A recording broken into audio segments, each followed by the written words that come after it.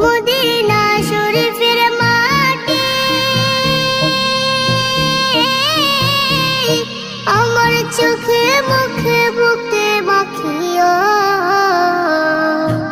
এমন পবিত্র মাটি, এমন পবিত্র মাটি আমার নবীর রওজায়।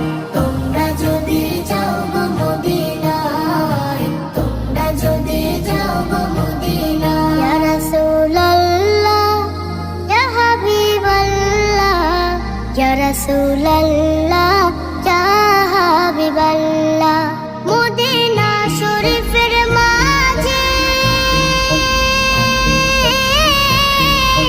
বেহেশতের বাগান আছে ও। সেই বাগানে শুয়ে আছেন, সেই বাগানে শুয়ে আছেন প্যারা নবী মুস্তাফায়।